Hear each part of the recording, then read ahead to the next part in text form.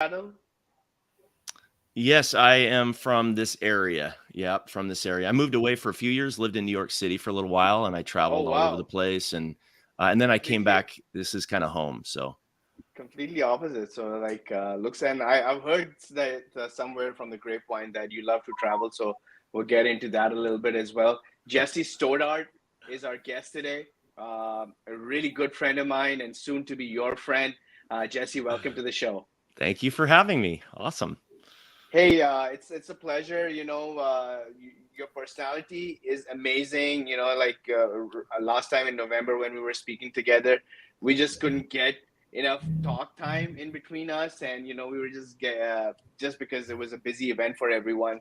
But I wanted to start that conversation, continue the conversation here on our show, Jesse, and kind of like just get into a little bit about. First of all, let's start out with who you are. How did you get into the marketing business for once? Okay, great. Yeah. Well, I was kind of a serial entrepreneur for most of my life. I joke that the longest I've had a regular job is less than a year.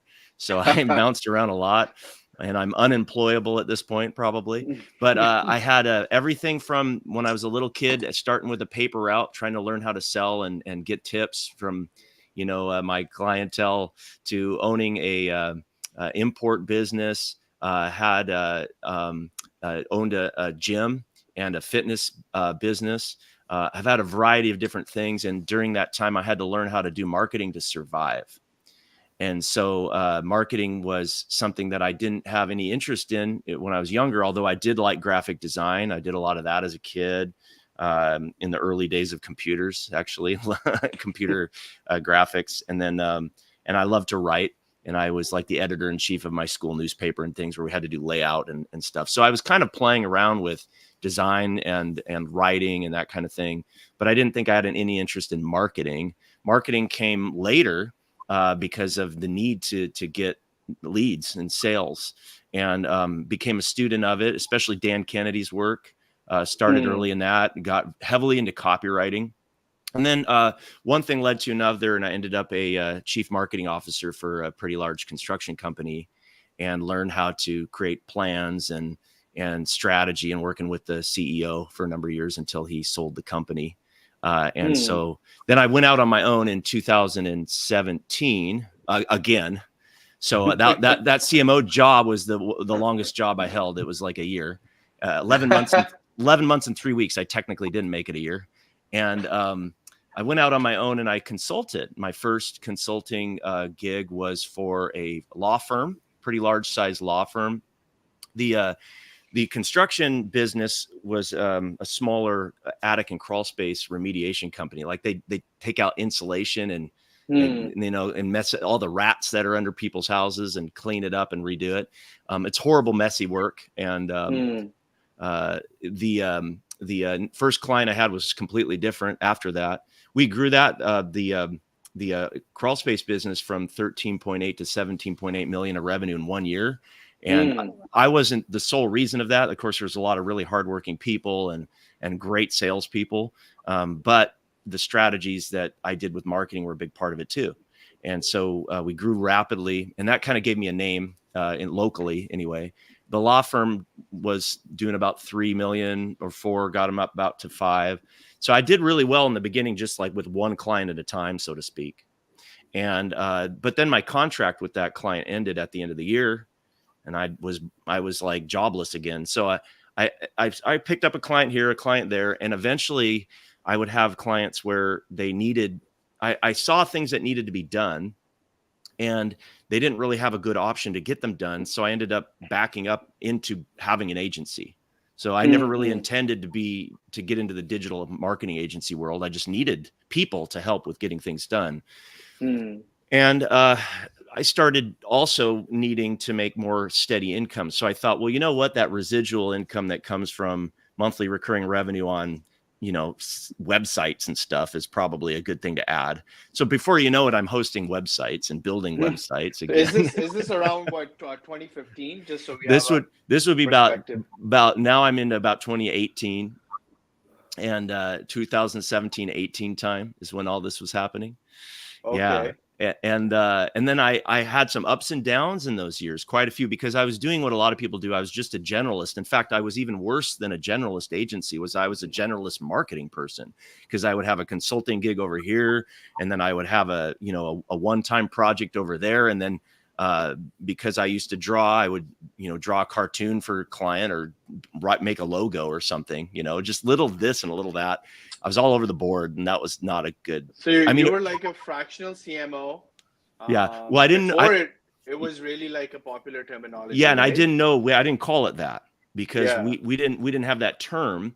And then later, that only became famous like over the last 3-4 years now, right? Yes, true. And then Casey Stanton, who's a friend and owns a program called the CMOX, and he has a pretty awesome CMO mastermind, fractional CMO mastermind. I was introduced to him, and I actually joined his program and learned a ton. And that's when I actually began calling myself a fractional CMO. I didn't even know it was a thing. I just called it consulting. And I started doing more of that, gained a few clients, mostly in home services, and law, a couple of law firms, and then decided. Then I met Josh Nelson and found the 7-figure agency program, and that blew me away. I thought, oh man, I wish I would have known about this a decade ago. And so then I started to look at this idea of niching down. So that, when was that? When you joined the 7FA program with Josh Nelson? I believe it was the end of probably 2022, somewhere in there. Yeah, beginning of 2023. Mostly. So yeah, I think it's been like a game changer for so many of us. Me being a marketing agency owner as well, like I came across Josh 2020, and it's been a game changer. Like, the business that we've been able to build has been based around his teachings. And I was like, I was stuck in this, and I think Sam's going to ask you a similar question. I was stuck in a rut of this agency as a one-man band doing projects for different businesses.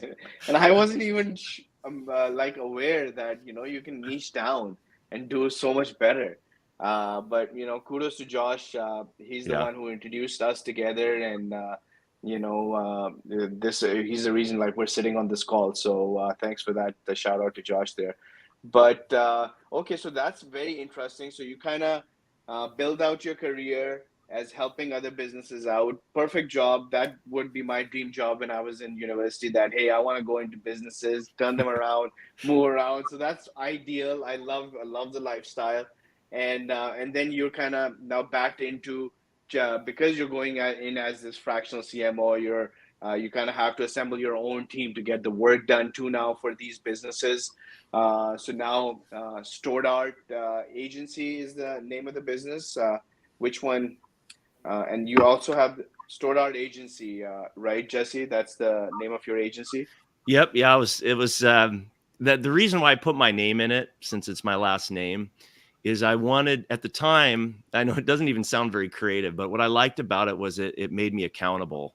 I know that sounds kind of like an odd thing to do, but I thought, no, I my name's on it. I want it to be good.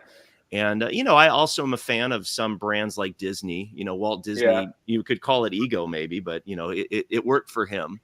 And so I thought it could work for me too. So I just called myself that. And also I wasn't sure what direction it would go. So at the time, I was actually trying to avoid before I met Josh and his program, I was avoiding niching. I already knew niching was an idea, and I thought, I don't want to do that. I was totally backwards though. I didn't understand it. So I also thought that I could go in any direction. So that's why I kept that name, Stoddard Agency. Love it. Love it. So now you're at this agency point in your life. So tell me a little bit about how it's going. What's going on? How big is the size of the team? What kind of projects are you guys working on these days? I know you're kind of specializing towards the franchise side. Last time we talked about you were about to close, or you just closed a big franchise client deal. So maybe tell me a little bit about how that stuff going. Okay, yeah. I'll give you the quick overview of both sides. So we also have a brand called Auto Style Marketing.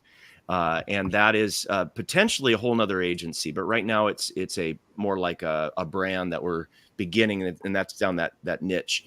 And the reason why I did that one is because a close friend of mine bought a business. It's a subset of automotive. It's in the aftermarket automotive industry, which is a huge $50 billion industry, by the way. So it's not that small. But a subset of that are these little groups called restylers. And they're the ones that, like Pimp My Ride. They accessorize cars. They even while they're still on the lot. So a brand new car, maybe instead of having the boring same old thing that everybody else has, if you want something personalized, they do that. And they have a retail side, and they have a wholesale side, a retail side, and a commercial side. So they have multiple target markets. Well, a friend of mine bought the business, he and his wife, and they were partners. And I started helping them doing a really good job of their digital marketing. And so then unfortunately he passed away, and his wife had to take over the business, and I pledged to help her as family friends. They were very close. And so I wanted to continue to help her leave a legacy. And so I really started dedicating quite a bit of time. And then when I started Josh Nelson's program, they said, you have to pick a niche.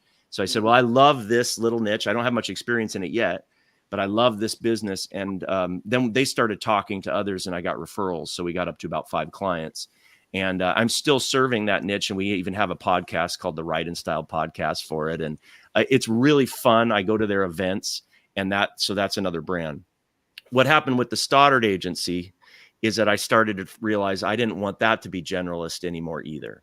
And one of the most interesting things that happened to me in this journey is I met another really interesting fellow by the name of Rick Grossman, and he wrote a book called The Franchise Bible, which is the main franchising book by Entrepreneur Press. So Entrepreneur Magazine promotes, they have their top 500 franchises and all this. They do all these special editions in their magazine and on their websites.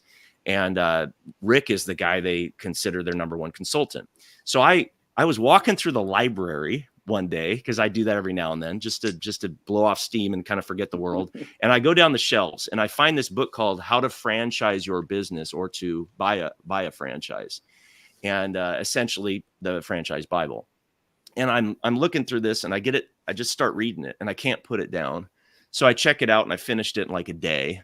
And I'm a little different when I read books. If I really like them, I'll try to reach out to the author.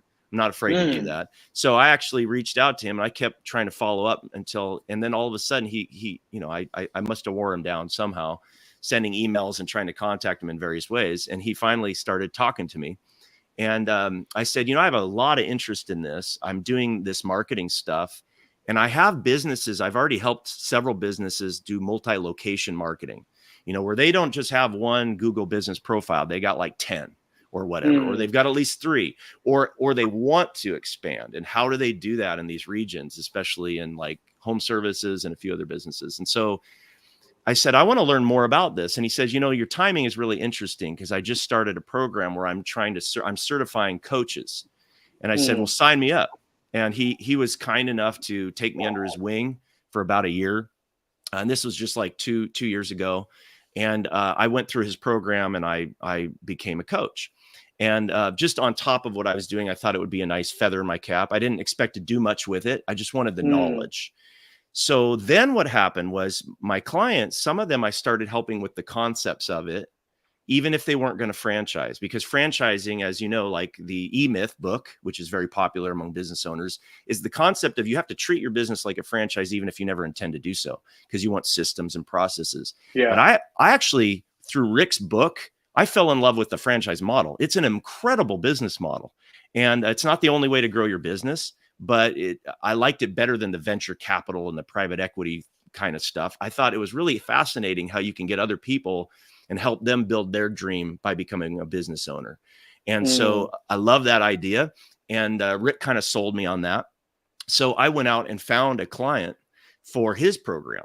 And I found a really innovative landscaping company who were introducing robots into landscaping. And they're called Whisper because they're very quiet. They have battery electric, and they're ecologically friendly. And they've got these cool robots that are mowing people's lawns, but it's robots as a service, because a lot of times when people buy these things, they're pretty expensive. And then if they have maintenance issues, people are frustrastrated. But these guys basically lease. We're hearing it for the first time here, ladies and gentlemen. Robot as a service. Yeah. RAS. We got SaaS. Yeah. People ask, is it like Roomba? You know, like the little Roombas inside people's houses? And yeah, it's like Roomba for your lawn. We say it's like Roomba for your lawn, but it doesn't suck. And so we have the little robots around. So I met those guys and I said, you know what? I saw them at a home show. And I said, you know, this is really different. And there's some people doing it, but not very many. And what's unique about them is they're not the manufacturers of the robots. They're not making that technology. But what they're doing is proving the model for a landscaping company that they could adopt this, and that's the future of it. And they could create systems to help other people build businesses using the robots. And so that was unique. And I saw it and I said, I think you guys might be a good candidate for a franchise. And so I introduced them to Rick. I became their coach with Rick's tutelage and help. And now we're almost through the FDD, franchise disclosure document, and almost ready to launch that as a franchise. They already have a successful local business, but now to do it. And that got my wheels turning because I realized that's the most exciting thing for me is if I can help somebody build a bigger dream rather than just run their SEO or pay-per-click ads. Like, no, we're helping them build a much bigger vision than what they had for their company when they started it. Because they might have imagined at one point that they could grow in the region, maybe take over the region one day. One day they'll take over 2 counties, like in one area of the state of Washington. Well, now they've got a vision for nationwide, possibly globally, maybe. And their vision got so much bigger. And then I get to still do what I love to do. So I love to do the fractional CMO work. So I'm helping them expand and build a franchise marketing. What's cool about franchise marketing is that you have to market for the franchisor to find potential business builders, right? So that's one part of the marketing, but there's a whole nother part, which is you also have to help the franchisees grow their business with traditional lead gen, just like any home services business would need to. So we have to build 2 different plans and run 2 different things simultaneously and have them integrate. And so that's really fun for me. It's exciting. And that's why the Stoddard agency, I said, well, we already have some experience with these things now, and it's official. We're going to have our first major case study here soon. So then I thought, let's just go all in on that. So the Stoddard agency now focuses on franchise marketing or helping companies that want to become franchises. And especially, it's probably my specialty is home services. Not that we couldn't, Rick has helped. Game Day Men's Health is a brand new franchise that came out of California, and they had they're going to probably have 800 locations, and they just started not long ago. So this massive explosion, it might be the fastest growing franchise ever in history, and that just happened here in 2023. So there's these really fun things that are happening. I'm a small part of it. Right. I'm just a little part of it, but I like it. And so that's why I think the Stoddard agency should go that direction. Very unique journey. And I think there's lots of things from everything that you said, but one thing that stands out to me is the grind that we go through in our early days is kind of helping us define what we want to be doing when we grow up. And that kind of culminates into a business like that, what you're working on right now, Stoddard agency. Which is fantastic because it brings everything that you loved about working into a perfect business that fits you. And now you can kind of build around that. And similar thing happened to me at RevStack, working in my agency, working at Best Buy for 7 years, 15 years at the agency. It all culminated into a business like RevStack, where it's just like really hard for me to stay away from. I genuinely enjoy being here every single day because I get to do what I always wanted to do inside a business, and go into a business, make the change, and having unprecedented access to these businesses, see how they work. Like your lights lit up when you talked about the franchise business model, that you're like, there's other ways of growing a business, which is not just venture funding. You can franchise and grow your business. And like the example you gave, a few years, you can be 800 locations if you do it properly and you have the right model. I love what you just said, Azar. And actually, I want to give you guys a little bit of kudos. RevStack's been super helpful. My lead account, he's a marketing associate, but We're talking about I'm talking butter, about right? Butter, Jaffer. Yeah, Butter, yeah. he's way more than a marketing associate or an assistant to me. He's actually doing so much work, and he's got such a fantastic attitude, and he's always willing to learn. But what you just said reminded me of him and what you guys provide a little bit, because you said, the grind that we go through. So there's no way I could do what I'm doing now had I not been through the trenches. Mm, Like if I hadn't have started, a bunch of businesses, I wouldn't understand what an entrepreneur really feels like and what a small business owner feels like. I wouldn't really get mm, it when you have to meet payroll and when you have to like work for free for months, for a year. mm. I, I, Yeah, I wouldn't. And also in marketing specifically, even though I don't, it's never beneath us to do the basic work. Sometimes you have to get back in the trenches. For example, sometimes I go in and I edit the website myself. yeah. Sometimes I go in and I have to edit the copy. Sometimes I go in and I tweak the Canva, whatever, right? And Mm, I told Butter that. He came to me and he said, by the way, the reason why I picked him you guys gave me amazing candidates. All of them were amazing. But the reason why I chose him was there was something about him where he said, I really want to learn and I want to become a great marketer. And nobody else really mm. said that. Now, some agency owners might be intimidated by that because they might go, "Oh, I don't want somebody that's too hungry because what he just wants to go off and own his own agency." But I didn't. I didn't interpret it that way. I interpreted it as this young man is really motivated to learn and to prove himself, and I like it. Because what that means is he's looking for mentorship and leadership, and that forces me to raise the bar on myself because I'm not the greatest leader or mentor or manager, but I know I need to get better. So if I have somebody like that every day who's coming trying to, push the envelope, it's going to make me better. And also I want to make sure that he gets what he wants because I want him to stick around with me, right? I don't Yeah, want him to get bored. I don't want him to feel like he's going to go elsewhere. So that's what I told him was, look, if you want to become a great marketer, the best way is to not theorize about it anymore, is to do everything. So I give him everything. I literally give him everything to do, at least a little that's bit, awesome. even if it spills over in other people's jobs, because if they're too busy, he'll be the fill-in for them. I said, you better learn WordPress and Elementor because that's what we do all our websites on. I'm like, you better learn it fast because we need a couple extra pages and our developer is too busy. And I don't want to Yeah, hire another developer. I want you just to learn how to do it. Guess what? He learned it. I yeah, said, yeah. we're doing a podcast. I was like, have you ever edited a podcast? He's like, no, I have no experience. I was like, great, you're going to learn it. so get in and learn it. And he did. He's been learning. So part of that is just a kudos to you and your Yeah, and your I think company there's because two things again that stand out to me. Number one is that in order for you to build a place where you can have fun, you're going to have to attract great amount of talent, right? Like these people have to come in, and if you don't have a vision big enough, like you mentioned, a person, I'm glad that both of us probably don't know that person, but we know people like that exist where they might think that this person may have too big of a vision. That's not fair because like now you're limiting, and you're going to have you won't have access to the talent that you can have because mindset is everything over here.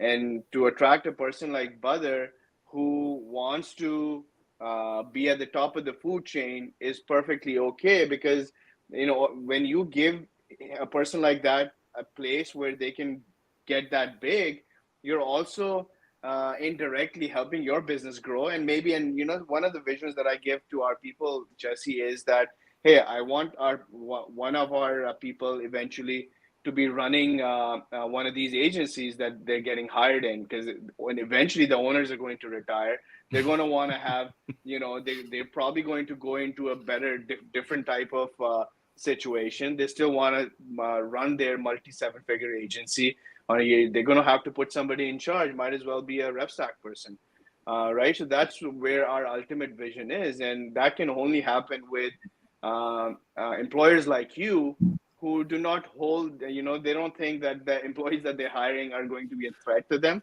They're going to be helping them grow the business. So that's huge. And then on the associate side, I think we kind of think too much, like especially when we're hiring specialized roles. Yeah, you need people to come in specialist roles and things like that. But when it comes down to overall hiring strategy. I think we've been really successful with, hiring for mindset and then training for skills. And it's that simple. Right now, like, to build a skill set, you don't need a 10-year apprenticeship, like in the 100 years ago when people like Edison and all of these guys were around. Right now, it's a tool like GHL. You can be an expert in 3 months, right? 90 days is all it takes these days. So you hire for mindset like you did, and then you train for skill set, and and then you allow them to dream big, and the magic happens. So that's fantastic, Jesse. Thanks for that amazing introduction. We're already running deep into this conversation, but I'd like to pass the ball over to Sam. Sam would like to go into her three more question segment. Sam, over to you. Thank you so much, Azhar. And definitely, I did my own little homework about you, Jesse, and what I got to know from your amazing associate that you love to travel. So, my question number one is going to be around that. How do you fit, because you're a busy man, how do you fit travel in your busy routine? And when you travel, what's your favorite travel destination? No, that's great. So, well, if I get to travel for business, I do that. I love it when there's a opportunity to go somewhere, but I like to travel with my family more. And we don't do it as much as we would like to because our kids are teenagers right now. My wife and I have been married almost 20 years this year, and my son is 16 and my daughter's 14, and they're in sports. My daughter's got a track meet tomorrow. My son's got a soccer game today. So when school's going on, we're too busy, so we don't get to travel as much. So it's a lot of times it has to wait for summertime. But we like to go to Florida, because it's the opposite corner of the country from us, and it's very different. Yeah. We're going to Hawaii. We're going to also go to a few other local places this year. So we're lucky this year we get to go to a couple trips. When I was younger, I backpacked Europe when I got out of high school. It changed my life because it changed my perspective on how the world is. And then when my wife and I got married, she actually has dual citizenship. She's also in the Philippines. And so her family, she has extended family in the Philippines. We have 3 team members in the Philippines right now, by the way. And we have something unique because I used to hire off of Upwork and stuff, and I stay away from that. Now I'm like RevStack or direct, and I don't deal with those other things anymore. But we have something unique. And I met my first assistant online. I think it was Upwork or whatever, long time ago. And she's still with me since 2017. And she knows my ins and outs of the business. And she's from the Philippines. And she's on the island that my wife's family is from. And so we did that on purpose. And now we realized we wanted to get away from those other models. So we actually started a business in the Philippines. So we have our U.S. Stoddard Agency U.S. We have Stoddard Agency Philippines. Nice. And we're not trying to create a staffing agency or what's called a BPO, right? We're not business process outsourcing. We're not necessarily going to go that road with it, but we do want to have our own real entity there because we want them to feel like team members, and we also wanted to help them with benefits and other things. So we decided to start that there, and we have 3 team members in the Philippines. And so my wife just went there not long ago with my kids. They got to explore. I didn't go on that trip because I was busy here, but I'll probably go to the Philippines again soon too. So it's hot for me. It's really hot. So, I might go there too. How about winters? Because I know Washington winters sometimes can be a little bit harsh.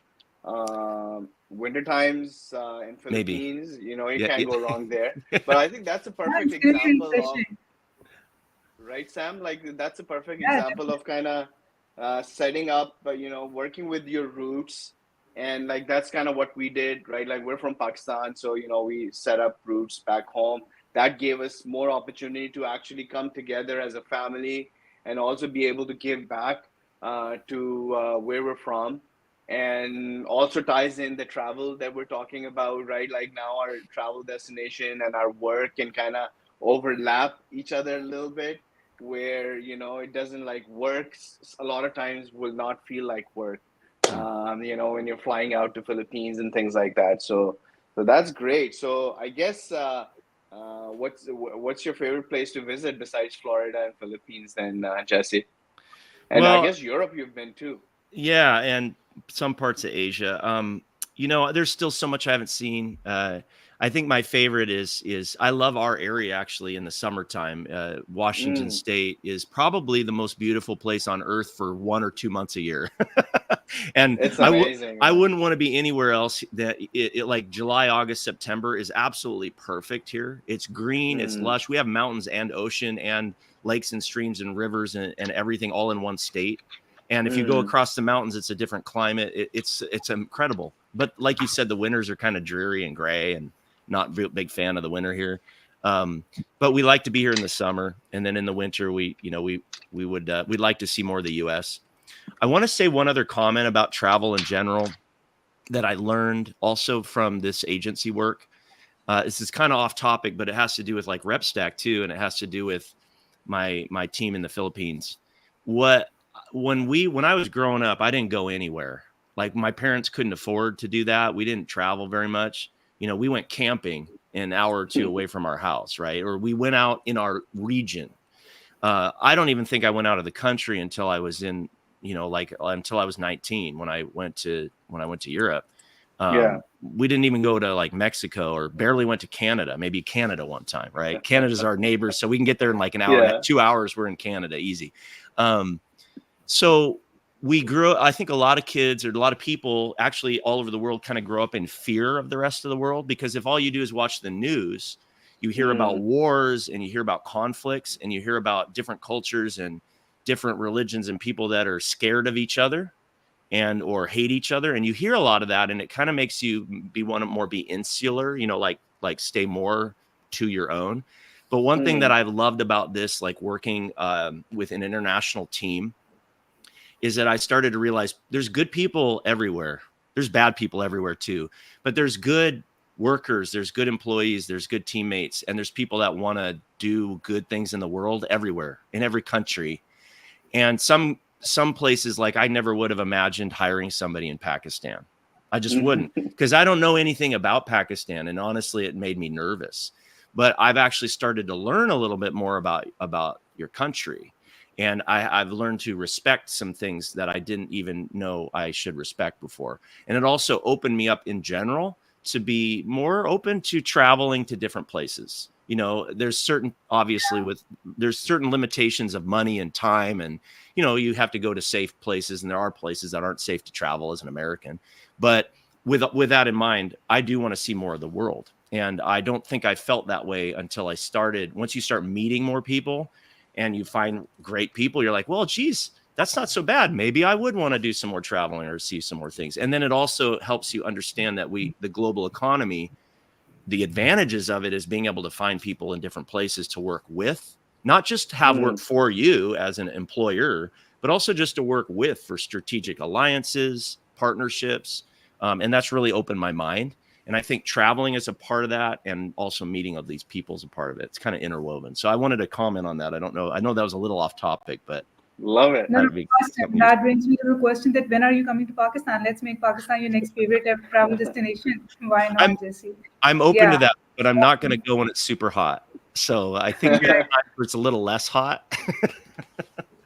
Butter said Yeah, it's getting really hot right now. Like, summer's right around the corner, but the best part of the summer is the Pakistani mangoes. They're like a mango from Pakistan. Like I haven't tasted anything. I'm from there, and I haven't tasted anything like that around the world. It's just a magical fruit, and you can only get it in a very specific time of window during the summer. And it's cool. it's it's an art mango shopping there, but we'll leave that to another day. Definitely. What else do we got, Sam? Definitely, yeah. Moving on to our next question, Jesse. So while I was scrolling through your LinkedIn, I came across this very interesting thing where you talk about aligning core values such as faith, family, finances, fun, with freedom of time and money and relationships. So that is tough. How do you, get to that? How do you Oh, do that? I have Manage to it? give credit where credit's due. That is partly from Dan Sullivan of Strategic Coach, his philosophy in one of his books or podcasts. I don't know where I took some of that from, at least some of that. And the 4 entrepreneurial freedoms, freedom, time, money, relationship, and purpose. I embrace that. Of all the ideas I got from them, that is probably my favorite, because why are we entrepreneurs? And everybody has a different purpose and a different individual reason, but there is something universal. Almost all entrepreneurs would admit that what they really wanted to begin with is freedom of time. And then freedom of money is actually second, because I know a lot of people that have a lot of money that are miserable. And the freedom of time is something that we want. It's not to have all the time in the world to do nothing, by the way. It's to have the time to do what you love and to do the things that you're good at, your unique ability. And that's what lights most of us up. And I'm not perfect. I'm not there. I'm working my way there, though. That's the goal, is to like get toward that. The freedom of money is the obvious one, but you have to have enough resources in your life to bless other people, to help other people, to help your employees, help all of them feed their families. And so you obviously have to have that. The other two that people don't think about is a relationship of purpose, the freedom of relationship. I mix those up. The relationship means getting to work with who you want. Like, who do you want to work with? Getting to work with them and for them and with them. So that includes on your team, but it also includes your clients. If you are running a really good business, it means your clients are people that you want to work with. You don't have clients that you can't stand, because that's not freedom, right? And then the relationship of purpose is the higher calling part. That is the relationship to, that is the freedom of, I keep saying that. It's all about relationship, but it's the freedom of purpose. The freedom of purpose is to have the freedom to pursue your higher calling and to be able to do a business that makes a difference in the world. And that has that can do more than just make money. All businesses have to make money, or they should make money, because that's the scorecard that says that you are providing the proper value to the world, that, it's worth something to trade for financial resources for. But in addition to that, above that, it's something that you go, wow, I'm doing something that makes a difference in the world and for my employees and my customers and everybody. And so I borrowed that from Dan Sullivan. I want to give credit where credit's due. But I love that part, and I try to remember. I'm glad you said it. Every time somebody brings it up and I get to try to explain it, it reinforces it in my own mind. So you just gave me a gift there, because I haven't talked about it in at least 2 or 3 months. Absolutely. Awesome. Love it there, that you need that freedom of choosing your relationship, especially with the clients, with the people you work with. Love it. All right, so moving on to my next question, third. Already Azhar shed some light on it earlier as well. I would really like to know what's your one advice for someone who is super stuck in their business, like say, for example, 300,000, they're stuck at that. How should they, break the chain and move ahead from that, grow from that once you're stuck? How do you grow from that point onwards? I used to have different advice for this if you would have asked me 5 years ago. My advice now is to find a mentor. And that's difficult when you're an entrepreneur. You don't feel like you can trust anybody. And I don't mean, it might mean hiring a coach, maybe, but it might just mean, or even somebody that you can look up to, even without them knowing about it, just by watching them. But the easiest way to success is to find somebody else that's already done it and to do what they do. Like that. I know that I'm oversimplifying that answer, but it really is. There are people for every stage of business I've worked in. So I've worked in businesses that were startups. I've worked with businesses that just made their first 100,000, their first million, 10 million, 20 million. I don't work with businesses over 50 because I don't even know how to do that. So I'm just to be transparent, but a business doing $2 million to $50 million, those businesses I understand how to do marketing for, essentially, and how to help consult them in business development and growth. And in all that time, I realized there are other business owners that have gotten through it. So if you're, like you said, if somebody's stuck at 300,000 or something of revenue, whether that's monthly or annually, by the way, let's say that it was annually, because they're getting a business off the ground. So they made 300 grand. They can afford for themselves and maybe a couple employees, and that's where they're at, right? There is someone right now that's in their line of work or similar enough line of work that's doing 500,000 or $1 million. And if they go to the person making $1 million and they That's say, great advice, how man. did you go from 300 to $1 million? I guarantee that person's going to go, here's what you're doing wrong, and here's what you need to change. And they can probably do it in 5 minutes, right? Now, that's the number one advice I would give, because everything else is all theory. But when you have a mentor, they're going to be able to, instead of just watching YouTube videos and reading books and taking courses, which is also good, that's really a long road to improvement. If you just go to the person who's already done it, they can say, okay, yeah, I see all the 50 books you're reading, but that's the one you need to read right now. Right. Oh, Yeah. thank you. Yeah. It just saved you so much time. Right. Yeah.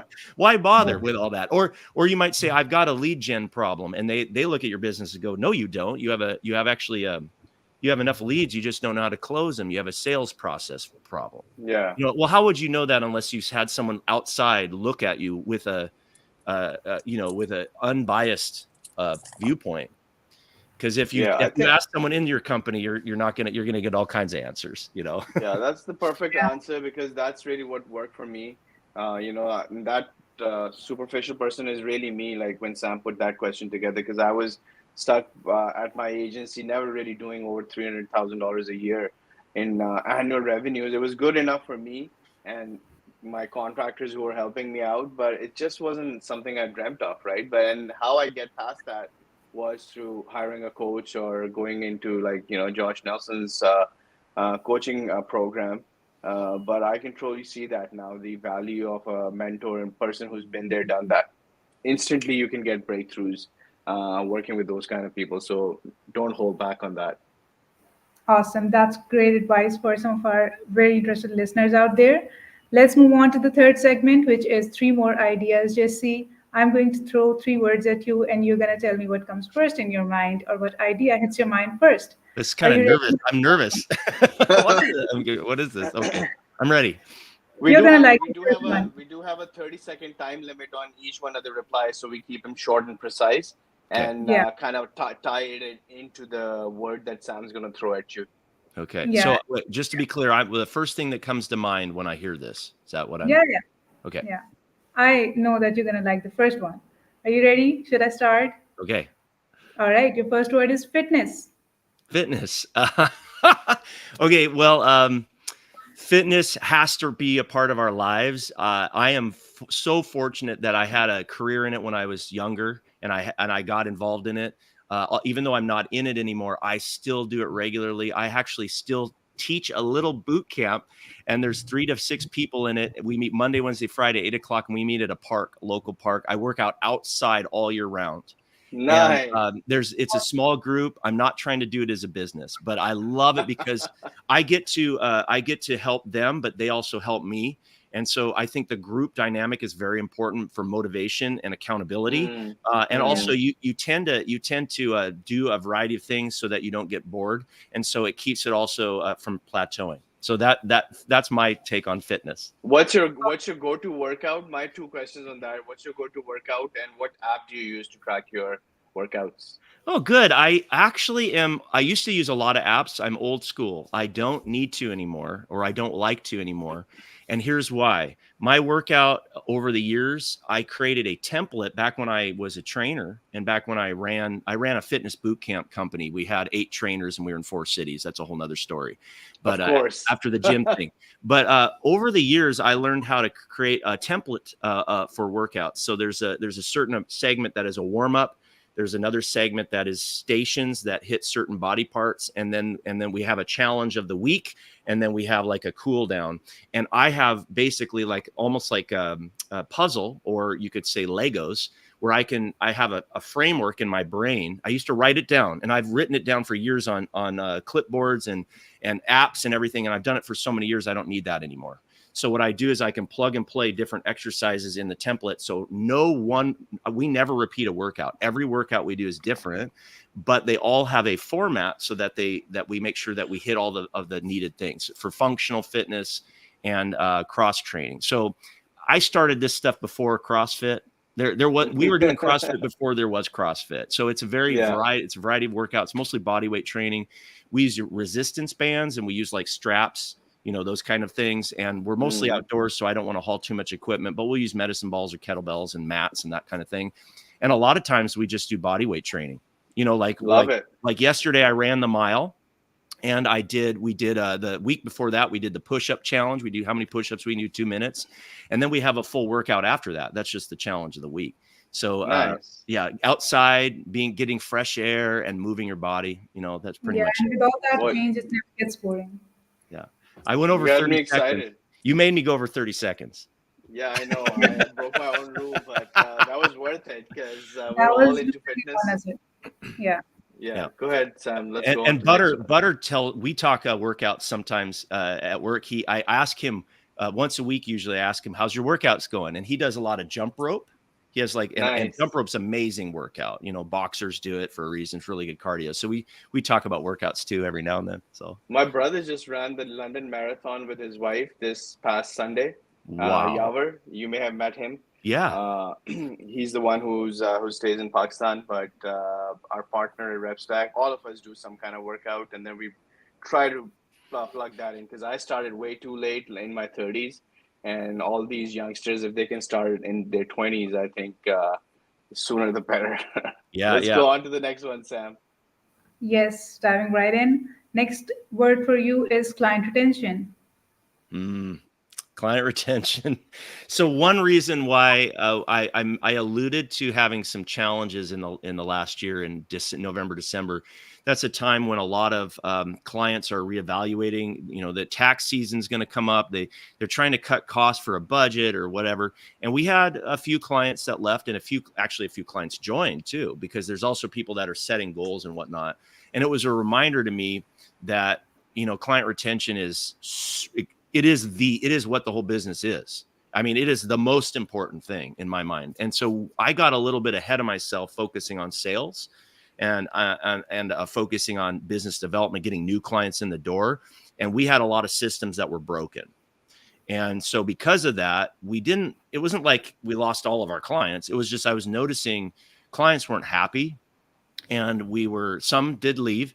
And the ones that stayed, I would get complaints, and it's not like they were so bad that they wanted to leave. Most stayed. We had pretty high retention rate, but I don't like the complaints because that means I'm not going to get a referral, and I might not even get a positive review. And that is the lifeblood of the business for me. And I also don't, again, my name's on my business. So I can't afford the bad reputation. And so client retention is massive. I mean, it's everything. So we actually slowed down, and over the last few months since December, we've been focusing on our internal systems and processes and customer beyond satisfaction. I would say I want to surprise and delight our customers, and so we're still trying to get back to that focus, and it was needed. And sometimes you got to do that. I had to slow down on my KPIs, my scorecard, EOS scorecard on how many leads are coming in. It went way down. Because I don't want a new customer if we're not going to be able to wow them. And I had to tell my team that, look, they're like, we got to do it. That totally explains the 5-star Google rating that you've got with all the Google reviews. I just recently saw that you've got 5-star Google rating. So yeah, I want to keep those. Fantastic. Knock on wood. Yeah. All right, moving on to the third word for you, Jesse. It's virtual assistants. I'm totally open to it now, and I'm a proponent of it. I don't know if this is a good thing, but I currently don't have any United States employees. I had a few for a while. Unfortunately, one of them had health issues, and she had to take extended leave, maybe permanently. I didn't want her to go, but when she left, that was my last U.S. employee, and so now my whole company is virtual assistants. So I'm not against having local people. I would like it if possible. It would be nice to have people local, but I've learned that this is a new world that we live in. And I think 2020 helped. Once 2020 hit, I remember I used to try to talk people to get on this thing called Zoom, and I would try to talk them into it. And they would be like, I don't want to do that. What is that? That's weird. Like, is that going to break my computer? Or like, are they going to hack me? And I had to talk people into doing Zoom. As soon as 2020 hit, I had to talk people out of it. And went 100%, everybody was on it all day long. And so that changed the world. Literally in a few months, the whole world changed. And I don't think we're going back. I know some things will some things will normalize toward what it used to be, but we're in a new world, and I'm totally open to virtual assistants. Yeah, it So did lead to a lot of Totally. other like hybrid model and a lot of things, but work from home is like the king of all now. I have one more thing I have to say. Sorry, I got to go because this is important. I also not sure if I like the term virtual assistant anymore, because it used to be when you hired someone online, that was people could handle the perception of a virtual assistant was fine, because if you hired someone in another country or maybe in another time zone, they were assisting you on some low level task, and therefore it was okay to hire this stranger in a foreign land that you never saw, that just go over email. And I think Mm. that the perception of that has to change, because yes, there are still virtual assistants, but now I only call them that if they literally are my assistant. Yeah. I learned this from you, Azar, in your book. I think you use the term associate, because Yeah. I believe we have to start where it's really just a global workforce. And big It companies is. do it all the time. Big companies hire people in other countries. They're full-time, dedicated employees. They're not virtual assistants anymore. I mean, Yeah. 100%. Yeah. they're just, hey, I'm hiring a COO out of Yeah, a I think country. the virtual assistant term is it's just being used to in some cases even not treat the people fairly, and that's not holding just those people back, but it's also holding your company back from the growth that is possible, because the Yeah. big guys have already got it figured out, right? Like they got Google led by a Indian immigrant right now. All of those people can come here, do the same kind of job. They can sit in Bombay, India somewhere, and they can do the same quality job. They've already figured that part out. Yeah. It's just us small guys who are taking it a little too long to figure these things out, and in turn hurting ourselves, because we're used to working with people right next door, left, right. We see in the U.S. my brother Athar, executive level at J.P. Morgan Chase, no issues, right? Coming from Pakistan and doing the same stuff over here. But as soon as we put this title, the virtual assistant, now we somehow have this free reign of, my vacation to Paris as an agency owner. It costed me too much. I'm going to fire these two VAs and let's move on and things like that. That's if you're going to keep that attitude, then that's the type of results you're going to get. If you're going to really call them your team, they're your remote team, they're your actual team members, and you treat them like that from today, and you see the magic happen like Jesse is. Jesse, I really appreciate your time today, man. This was phenomenal. We had the most fun in a really, really long time, and we went like way over time today. Okay. I hope that was good, and I appreciate it. This was really fun.